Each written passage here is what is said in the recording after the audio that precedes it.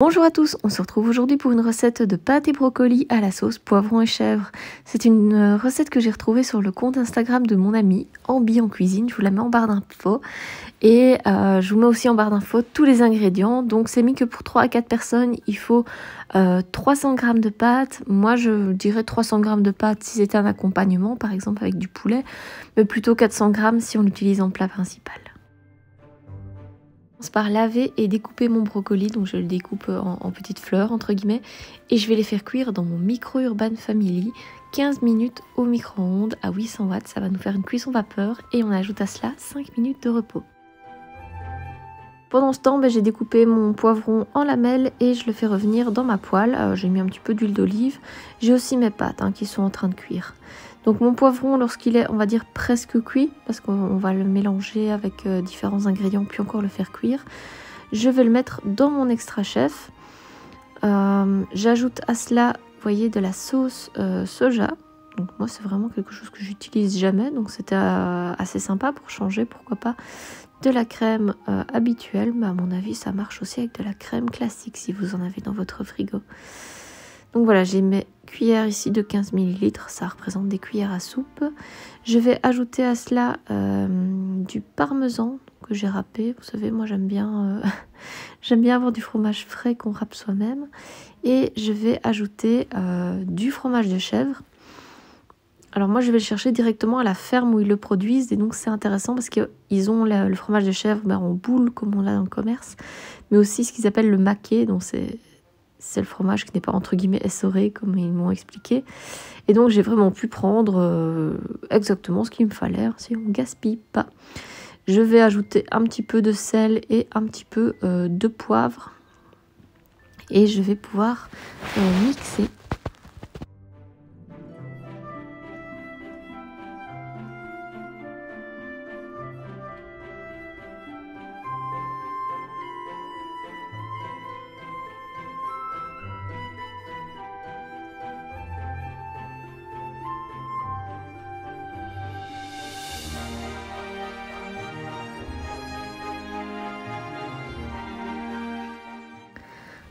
Alors on obtient une préparation, vous voyez, qui est quand même assez liquide, mais pas trop non plus. Je suppose que c'est une question de dosage de la crème.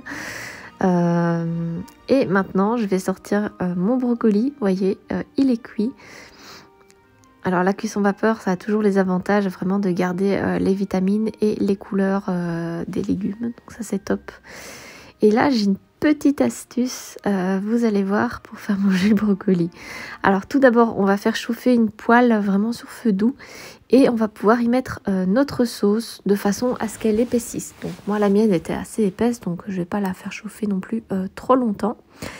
Et ici, voilà ma petite astuce. Au lieu d'ajouter les fleurs de brocoli complètes, ce que je vais faire, c'est que je vais les mettre dans mon extra chef et je vais vraiment donner je crois que je donne 3 coups de ficelle, c'est amplement suffisant. Donc de toute façon, plus vous allez tirer, plus ce sera fin. C'est pas compliqué. Ici, je donne 4 coups de ficelle. Vous voyez, j'obtiens quelque chose d'assez fin. Et donc, je vais pouvoir mettre mes brocolis dans ma sauce. Et donc ça, c'est pas trop mal parce que bon, mais pour les enfants, ils pourront pas trier dans l'assiette. Et même mon homme et moi, on n'est pas forcément fan du brocoli, mais bon, on essaie quand même de manger varié et parfois un petit peu de se forcer. C'est pas non plus qu'on n'aime pas du tout le brocoli. Et je vais ajouter mes pâtes. Donc voilà, j'ai choisi des farfales, ça change, c'est joli, ça a un petit peu de texture sur le nœud, c'est un petit peu plus croquant. Farfales que j'ai cuit vraiment al dente, sachant qu'elles allaient encore un peu chauffer vraiment dans la poêle pour éviter qu'elles soient trop cuites.